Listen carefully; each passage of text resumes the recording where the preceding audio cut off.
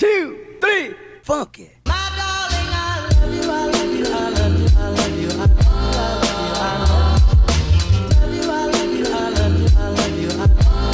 This is why you should never stay in sketchy motels. In 2005, a young woman on a solo road trip across the country decided to stop for the night. The first place she sees is the Mountaintop Motel. It looked pretty cheap, but she was tired, so she said good enough. The check-in guy eyed her up and down very uncomfortably and then asked her if she was traveling alone. She ignores the question, pays for her room, and then walks away with the key. When she gets inside her room and sees there are literally cockroaches in her bed, she says nope and decides to sleep in her car in the parking lot. Around 3 a.m., she wakes up to see the check-in guy using his own keys to get into the motel room she was supposed to be in. A few minutes later, he storms out and slams the door and starts walking towards her car. Terrified, she hides under her blanket as the man tries to open her car doors but can't and walks away. She speeds off and calls her friend and asks her to look up the address of Mountaintop Motel so she can give it to police. Her friend's quiet for a second and then just says, "The Mountaintop Motel closed a week ago." Once there was a girl named Jenny. She was like all the other girls except for one thing. She always wore a green ribbon around her neck.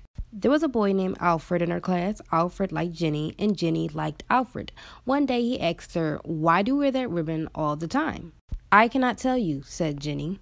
But Alfred kept asking, "Why do you wear it?" And Jenny would say, "It's not important."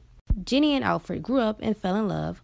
One day they got married. After their wedding, Alfred said, "Now that we're married, you must tell me why you have that green ribbon."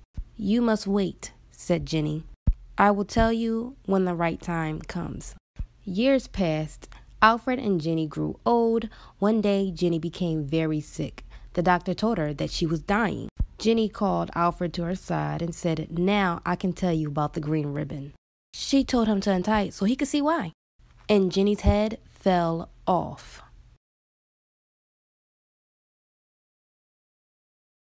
Our dog Molly wouldn't sleep anywhere but my parents' room after 10 p.m. If my parents went to bed without her, she'd scratch and whine at the door until they let her in. I think it was because she was afraid of what was in the hallway after dark. One night, I had to have been 12 or 13, my mother awoke to frantic scratching at her bedroom door. It was about 3:30 a.m., which was odd. Molly would have attempted to get in by then if she'd missed bedtime. The scratching would stop for a moment, followed by the sound of long nails clacking on hardwood as Molly paced back and forth. She wasn't whining. That was also odd. The scratching started up again with such force that the door began to rattle in the frame, so my mum woke my dad up to let the dog in. "What are you talking about?" he said, and pointed to the edge of their bed, where Molly now stood, hair raised, growling into the dark. The scratching grew louder. After a quick back and forth, my mother was the unlucky one who had to go check the hallway. She ripped the door open. There was nothing there. Hey there, how's it going? I haven't had my coffee yet, so I'm really tired, but I am gonna tell you a ghost story about my haunted house as I do my makeup. So this all started around a year ago when I got a new mirror to put into my room. I put this mirror right across from my bed. The day I got the mirror, my friend decided to spend the night at my house. Keep in mind, this friend is the easiest person in the world to scare. She's freaked out about everything. But that night, she wakes me up, super calm, eyes wide open, and points at the mirror and says, "Shine a light there." I get kind of spooked out, so I do it with no questions asked. And she just goes, "Oh, okay," and just falls right back asleep. The next morning, when we wake up, I ask her what happened. At first, she didn't know what I was talking about. And then, when she finally remembered, she said that there was a woman standing in the mirror asking for our help. And from that point on, things only got worse. I'm out of time here, so I'll tell you the rest later.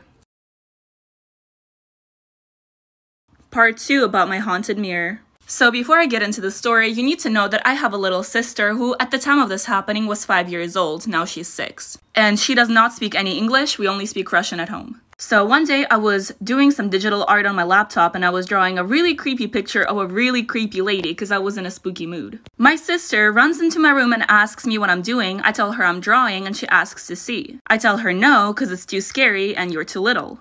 She rips out the computer out of my hand and looks at it anyways. After that, she looks at me and says, "That's not scary at all." So I'm like, "Really?" And she says, "Yeah, it looks just like the girl in the mirror." So I'm like, okay, she's a kid. She has a crazy imagination. This can't be real. So I'm like, okay, like, tell me more. She's like, yeah, this girl was talking to me. So I'm like, oh, okay, she's making it up. I'm like, okay, what was she saying? She looks at me dead in the eye and says, I don't know. She spoke English. I never finished the drawing, but that's what I had at the time. Long ago, there was a witch who lived in a shack deep in the woods.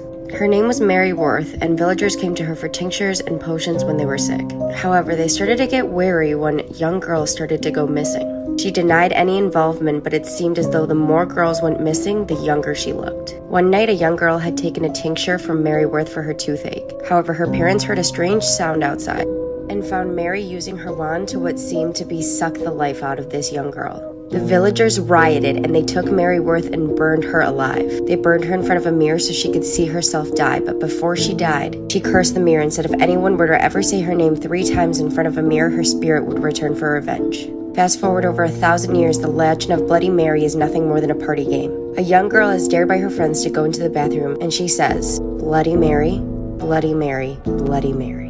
And there she was. He took her soul and tore her to shreds, burned her soul, and trapped her in the mirror for all eternity.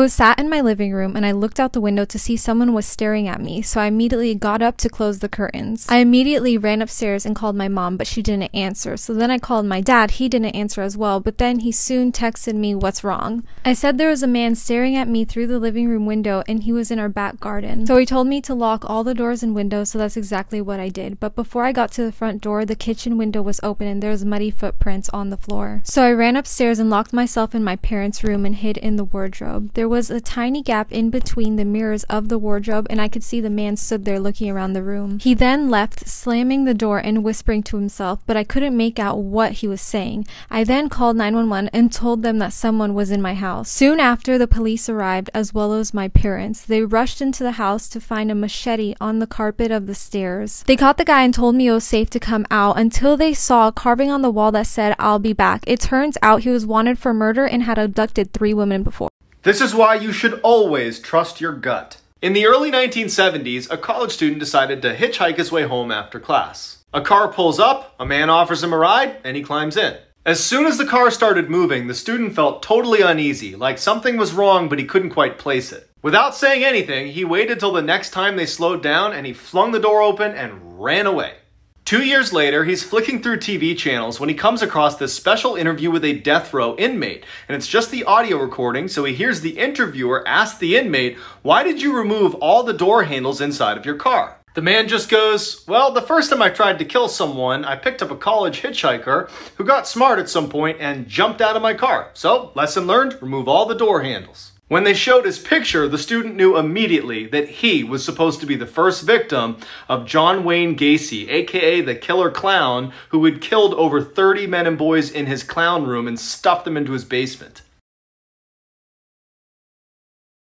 This is why you should be very careful who you talk to online. A 16-year-old girl was home with her mom when she got a disturbing text message from a boy she had recently met on Snapchat. He told her he was right outside of her house, but when she went to look, no one was there. Frightened, she decides to sleep in her mom's room that night, and right before she goes to bed, she gets another text from the boy that just says, I'm in your house. She shows her mom, who immediately searches the whole house, checks every door, turns on every light. There's no one there. So even though they're creeped out, they go back to bed. The next morning, she gets up and she goes back to her bedroom and immediately feels like she's being watched. She checks in her closet, looks behind her door, there's no one there. Then she noticed that the shoe boxes she normally kept perfectly arranged next to her bed had been moved. So she crouches down to put them back in order, and then out of the corner of her eye, she notices something. The boy who was texting her was under her bed. Removing my makeup, story time, let's go. So when I was 15, my dad wanted to go out and I was like, I don't need a babysitter, I can look after myself, I promise I'll go to bed on time, blah blah blah, so he just trusted me and left me alone. Being the good child I am, I actually went to bed on time, and usually my family dog used to just sleep under my bed. So as I'm falling asleep, I start hearing this like scratchy noise, which sounds like it's coming from underneath my bed. So by this point, I'm just thinking, oh, it's Alfie. He's just getting comfortable underneath my bed. P.S. Alfie is my dog. So I simply just got comfortable and started drifting off back to sleep. I then wake up again because my hand is being licked by my dog Alfie. I must have fallen asleep with my hand just hanging off the bed. I can hear someone's just coming into the house. I get out of bed to check and I just see my dad that has just come home. And that is when I see it. Alfie, my dog, was next to my dad, who was under my bed. This is why you should never deliver a letter in person.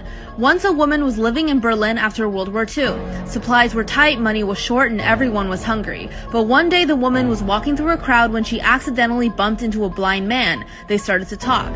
The man eventually asked her for a favor, to deliver a letter for him to an address written on the envelope. She agreed. She was about to go deliver this letter when she turned around and saw the blind man running away without his cane. She felt suspicious of this behavior, so she went to the police. The police then decided to visit the address written on the envelope to see if they could find anything. Then they made a shocking discovery.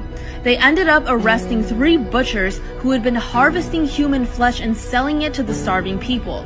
Then they opened up the envelope to see what was written inside, and it only said one line. "This is the last one I'm sending you today." One day I got these shoes from Target, and I got home and I started unboxing the shoes, and inside the box there was a little note. On the note it said, "Today's your lucky day, come to this address to get your prize." So automatically I was like, oh my god, David Dobrik is gonna give me Tesla, you know what I mean? I showed my brother the address and the note and everything, and we went. So we pull up and then we knock on the door and this old lady answers. She's like, "What do you want?" And then we give the note and we're like, "We found this note." And she's like, "Oh yeah, 1 second." And then she goes to get something. So the old lady comes back with like this stone and she gives it to me and she's like, "Here, keep this stone. It'll keep you safe from all the spirits." I was like, okay. So the night of, I was keeping the stone in my room, but I just could not sleep. I felt like someone was looking at me and I was really scared. Like I literally felt like someone was staring at me. I told my brother and we went back to try to give the stone back to the lady. She wasn't there, so we left it on her porch. Some way after we left this stone at this old lady's house, it gets mailed back to me. And I never gave her my address.